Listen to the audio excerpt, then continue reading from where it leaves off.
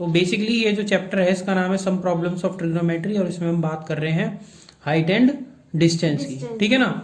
Height and distance का मतलब क्या है कि हमें कोई भी सर्टेन कोई बिल्डिंग है, ठीक है ना, ये कोई बिल्डिंग होगी दैट इज ए बी, ठीक है ना, इसकी हाइट हो गई h, ठीक है ना।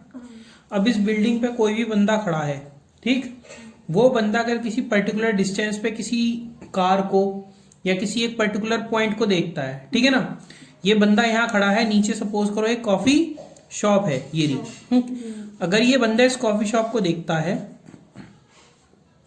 ठीक है, तब ये जो कॉफी शॉप को इसने देखा, ये इस बिल्डिंग के बेस से, यानी कि बेस हो गया आपका बी और ये कॉफी शॉप हो गई आपकी सी, तो इससे इस कॉफी शॉप की कितनी डिस्टेंस है, ठीक है ना, ये हमें कैसे पता लगे, ठीक है ना। पहला पॉइंट तो ये, जिसे बोल देंगे हम डिस्टेंस को x, ठीक। दूसरी चीज, अब ये कितनी हाइट पे खड़ा है, ठीक है ना, यानी कि जो आपका अर्थ है जमीन से कितनी ऊंचाई पे ये बंदा खड़ा है, जिस जहां से इसने क्या देखा, कॉफी शॉप को देखा, ठीक है, तो ये कितनी ऊंचाई पे आपका खड़ा है। तो बेसिकली हमारा हाइट एंड डिस्टेंस क्या होता है, ये पर्टिकुलर हाइट और ये पर्टिकुलर डिस्टेंस, ठीक है ना। जो आपकी हाइट होती है फ्रॉम द बेस, ठीक है ना, और जो आपकी डिस्टेंस होती है बेस से लेके ऑब्जेक्ट तक की आपकी डिस्टेंस जो होती है, ठीक है ना। ये जो पर्टिकुलर लाइन होती है इसको बोलते हैं लाइन ऑफ साइट, ठीक है ना। ये जो लाइन होती है इसको बोलते हैं लाइन ऑफ साइट। साइट को बोलते हैं हिंदी में दृष्टि, ठीक है ना।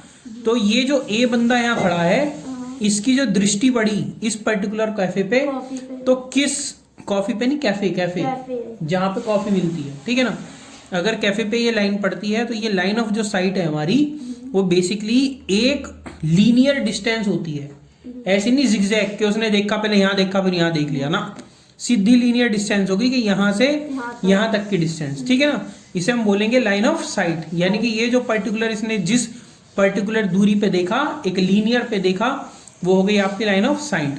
दूसरी चीज होती है आपकी एंगल ऑफ एलिवेशन। ये जो एंगल होता है ये, ठीक, इसे बोलते हैं एंगल ऑफ एलिवेशन।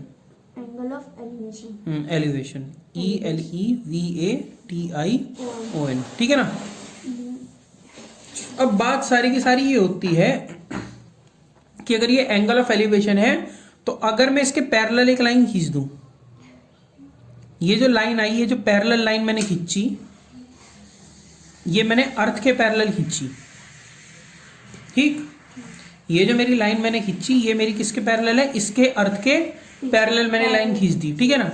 तब ये जो लाइन ऑफ साइट है, ये इस अर्थ के पैरेलल जो मैंने लाइन खींची, इसके साथ जो ये एंगल बनाएगी, ठीक है ना, इसे बोलेंगे एंगल ऑफ डिप्रेशन, ठीक है ना, इसे बोलेंगे angle of depression, angle of depression,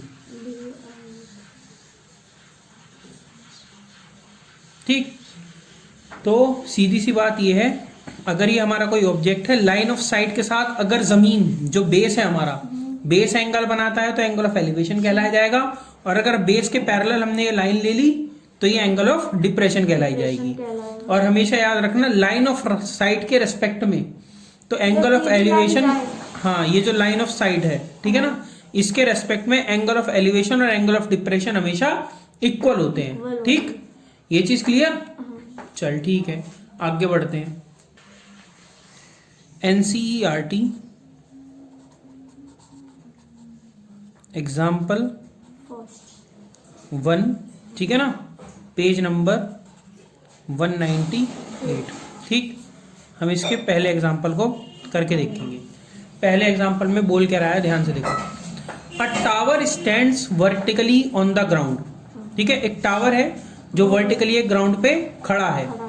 from a point on the ground which is 15 metre away from the foot of the tower, the angle of elevation of the top of the tower is found to be 60 degree, find the height of the tower. वो बोल क्या रहा है, application इसकी क्या है, वो ये बोल रहा है एक टावर खड़ा है वर्टिकली, ठीक, उसने बोल दिया एक टावर है जो वर्टिकली खड़ा है, ठीक। अब वो बोल रहा है कि किसी भी एक पॉइंट से जो 15 मीटर दूर है टावर के फुट से, यानी कि अगर ये टावर का फुट है उससे अगर 15 मीटर, ठीक, अगर 15 मीटर क्या है, ये दूर खड़ा है, अवे है, देन उस सिचुएशन में एंगल ऑफ एलिवेशन जो बन रहा है, अब एंगल ऑफ एलिवेशन मैंने बताया था लाइन ऑफ साइट के रेस्पेक्ट में बनता है। तो अगर ये मेरी लाइन ऑफ साइट है, अगर ये मेरी लाइन ऑफ साइट है, तो इसके रेस्पेक्ट में ये वाला जो एंगल ऑफ एलिवेशन ये जो बना, ठीक है ना, वो उसने कितना दे रखा है, 60 डिग्री दे रखा। ठीक, कितना दे रखा उसने, 60 डिग्री दे रखा है। तब हमें क्या निकालना, हाइट निकालनी है। हाइट अभी निकालनी है। हाँ, तो हमें हाइट निकालनी है, ठीक है ना। ये हमारा टावर दे दिया। अब भाई टावर हमारा है ए बी, ठीक, और ये हमारा क्या हो गया, पर्टिकुलर ऑब्जेक्ट जहां पे ये हो गया हमारा सी। तो हमें प्रॉपर एक एक चीज लिखनी पड़ेगी जो हमें दी हुई है। क्या चीज दी हुई है, चलो देखते हैं।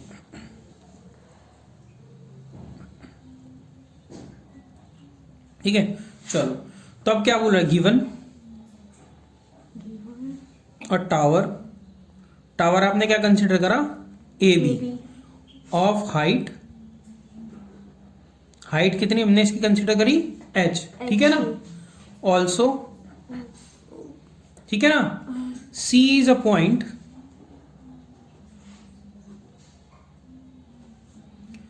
Away from the foot of the tower, from the foot, ठीक है ना, और आपका फुट कितना था, b ऑफ द टावर, तो 15 होगा, सच दैट आपका C और B कितना हो गया, 15 मीटर, ठीक है ना। Also angle of 60 degree elevation, ये हर क्वेश्चन में लिखनी पड़ेगी लैंग्वेज, ठीक है, नहीं तो पूरा अधिकार है तुम्हारा, कुछ नंबर काट सकता है जो एग्जामिनर है, ठीक है ना। तो ऑल्सो एंगल ऑफ एलिवेशन आपका कितना हो गया, 60 डिग्री, ठीक है ना, और एंगल ऑफ एलिवेशन ये आपका कितना है, A C B, angle A C B आपका कितना दे दिया, 60 डिग्री। तो आपको क्या फाइंड आउट करना है, आपको फाइंड आउट करनी है हाइट। अब मुझे ये बताओ, आपके पास साइन का फार्मूला होता है, ठीक है ना, आपके पास एक होता है साइन, ठीक है, एक होता है कॉस और एक होता है टेन, ठीक। इन तीनों में से ऐसा कौन सा फार्मूला है जो हाइट और बेस दोनों को रखे,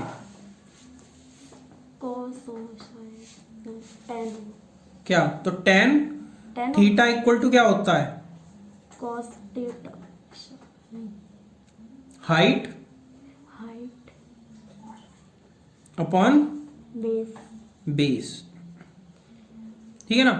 तो अगर आप किसी की tan 60 की वैल्यू निकाल रहे हो, अगर आप tan 60 की वैल्यू फाइंड आउट कर रहे हो, तो तब आपकी हाइट कितनी है, h, और आपका बेस कितना है, 15, ठीक।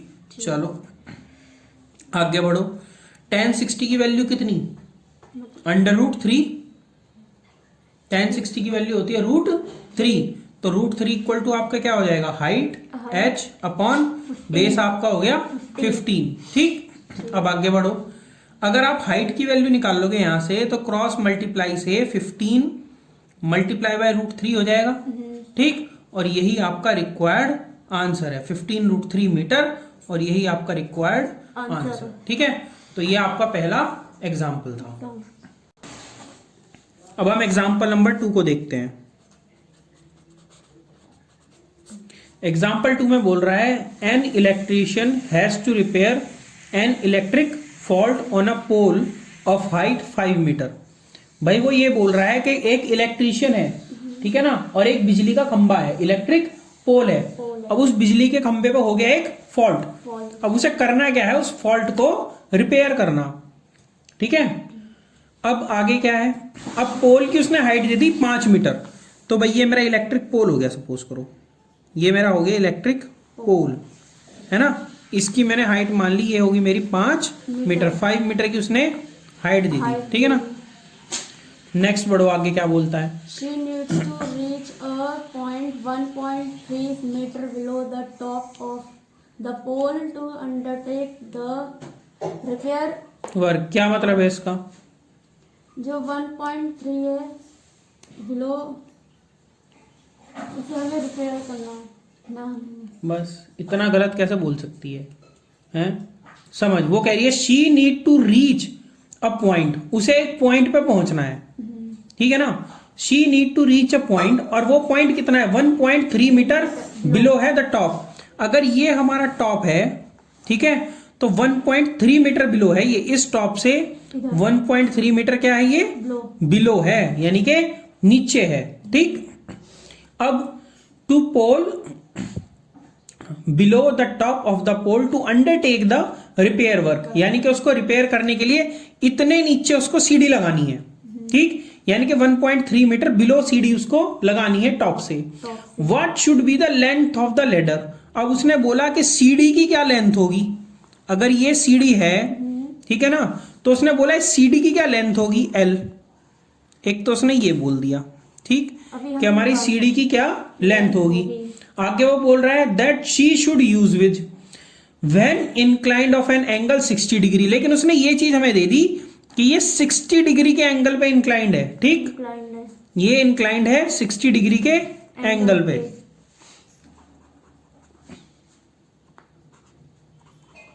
ठीक है ना, ये 60 डिग्री के एंगल पे इंक्लाइंड है। आगे to the horizontal, what enable her to reach the required position, और उसको क्या चीज इनेबल करती है इस पोजीशन पे रिक्वायर करने के लिए, यानी कि क्या चीज रिक्वायर्ड है इस पर्टिकुलर पोजीशन पे सीढ़ी को ले जाने के लिए। Also how far from the foot of the pole should she place the foot of the ladder, यानी कि ये जो पोल का फुट है, ठीक है ना, इसको अगर मैं Q मान लूं, ठीक है ना, और इसको मैं P मान लूं, इस पर्टिकुलर पॉइंट को मैं P मान लूं, तो उसने बोला है कि जो पोल का फुट है उससे कितनी दूरी पे लेडर के फुट को रखना चाहिए, ये डिस्टेंस भी हमें बतानी है, ठीक। तो सीधा सीधा सा क्वेश्चन एक बार फिर से अगर हम जानने की कोशिश करें तो ये है 5 मीटर ऊंचा पोल था, उसमें एक इलेक्ट्रीशियन को चढ़ना है और फॉल्ट को ठीक करना है, उसके पास एक सीढ़ी है, ठीक है ना, उसने क्वेश्चन ये बोला कि वो सीढ़ी को 1.3 मीटर बिलो लगाता है इस 5 मीटर की हाइट से, ठीक है ना, अपने पर्टिकुलर फॉल्ट को ठीक करने के लिए, पहला चीज। दूसरी चीज वो ये बोल रहा है कि अब मुझे ये बता दो कि ये जो सीढ़ी है कितनी लंबी होनी चाहिए, यानी कितनी हाइट की तो सीढ़ी है, ठीक है, और उसको हमें बेसिकली कितनी दूरी पे वो फुट, यानी कि जो आपका पोल है, पोल के फुट से आपके इसके जो सीढ़ी का फुट है उसकी कितनी डिस्टेंस आपस में होनी चाहिए। अब लैंग्वेज मैंने एक क्वेश्चन में बता दी, जो जो ये मैंने आपको बताया वो सारा का सारा अपनी भाषा में इसको लिख दो, कोई ज्यादा इसमें रॉकेट साइंस नहीं लगानी, ना कोई रटा रटाया ज्ञान लेना, ठीक।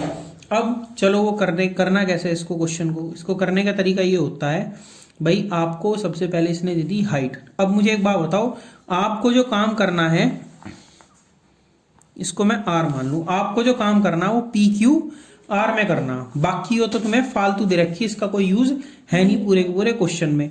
तो भाई पहले QR निकाल लो। भाई आपके पास TQ कितनी दे रखी, 5 मीटर, 5 मीटर, ठीक। आपको नेक्स्ट TR दे रखी 1.3 मीटर, 1.3 मीटर दे रखी, तो आपको क्या निकालनी, QR।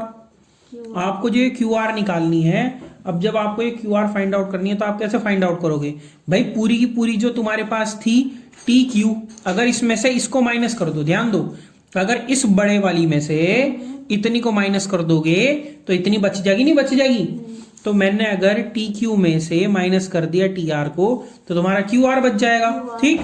चलो TQ थी तुम्हारी 5 और ये थी 1.3 मीटर, तो कितना बचा तुम्हारा 3.7 मीटर, ठीक है ना, ये तुम्हारा बच गया 3.7 मीटर। अब आगे कैसे करना है इस क्वेश्चन को भाई, अब तुम्हारे पास इतनी 3.7 मीटर ये तुम्हारी आई, इसकी ये इसकी आई 3.7 मीटर, ठीक। चलो अब जब तुम्हारी ये 3.7 मीटर आ गई, अब इसके बाद तुम्हें नेक्स्ट आगे क्या करना, ठीक है ना, अगला क्वेश्चन है इससे आगे करे तो करे क्या। अब भाई सीधी सी बात है, मेरे पास हाइट है ना, मेरे पास एंगल है, मैं बेस निकाल सकता हूँ, tan 60 का फॉर्मूला लगाऊं पिछले बारी की तरह, तो tan 60 आपका क्या हो गया, आपका हाइट दैट इज 3.7, ठीक है ना, मीटर, और आपका नीचे क्या होगा, base that is your x, tan 6 की वैल्यू होगी 60 की होगी √3, ये हो गया 3.7 बाई x मीटर, ठीक। अगर x को मैं क्रॉस मल्टीप्लाई करके इधर ले जाऊं तो √3 नीचे आ जाएगा, तो that is your x equal to 3.7 upon √3 metre. अब एक काम करो, √3 को न्यूट्रलाइज कर लो, 3.7 मल्टीप्लाई बाय √3, और ये था √3 मल्टीप्लाई बाय √3। तो अब इसको अगर हम सॉल्व करेंगे हो जाएगा 3.7 मल्टीप्लाई बाय √3 अपॉन 3 इंटू √3 की वैल्यू हो गई 3। ठीक, अब यहां से तुम्हारा इतना निकल के आ गया। ठीक, अब आपको बेसिकली √3 की वैल्यू कितनी दे रखी, 1.73 आपको गिवन है, अंडर √3 इसकी वैल्यू है 1.73, तो आपकी x की वैल्यू कितनी निकल जाएगी, 3.7 मल्टीप्लाई बाय 1.73 डिवाइड बाई 3। ठीक, अब आपको ये देखना है, ये बेसिकली इन दोनों की मल्टीप्लाई करो और 3 से कर दो डिवाइड। ठीक, तो जो आपका फाइनल निकल के आएगा वो निकल के आएगा आपका 4.28 मीटर। ठीक है ना, ये निकल के आएगा 4.28 मीटर। भाई इनको गुणा करके 3 से तो भाग कर लेगी, कर सकती है। चलो, अब आपको फाइनल निकालनी है लैडर की लेंथ। ठीक है ना, तो आपकी x की वैल्यू आ गई 4.28 मीटर। ठीक है, अब मुझे एक बात बताओ, साइन 60 कितना होता, साइन थीटा की वैल्यू कितनी होती है, हाइट अपॉन हाइपोटेन्यूज। ठीक है ना, या फिर बोल दें लंब बटे कर्ण। तो आपकी हाइट कितनी है, 3.7 मीटर, और आपका हाइपोटेन्यूज है L। साइन 60 की वैल्यू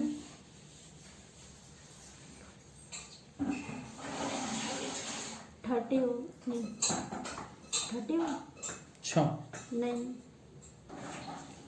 चलो ठीक है, करें। एक तो सॉरी इसका कैलकुलेशन है ना 4.28 नहीं आएगा, इसकी आएगी 2.14 मीटर, 2.14 मीटर। ठीक, अब आगे बढ़ते हैं। साइन 60 की वैल्यू कितनी होगी, साइन 60 की वैल्यू होगी 3/√3/2। ठीक है, और ये होगी 3.7 मीटर अपॉन L।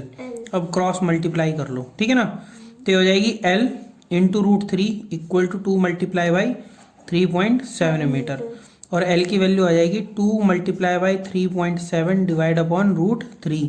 √3 से ऊपर मल्टीप्लाई कर लो और √3 से नीचे मल्टीप्लाई, तो ये हो जाएगा 2 मल्टीप्लाई बाई 3.7 मल्टीप्लाई बाई 1.73, क्योंकि हमें दिया है √3 की वैल्यू 1.73, और नीचे क्या आ जाएगा आपका √3 इंटू √3 दैट इज योर 3।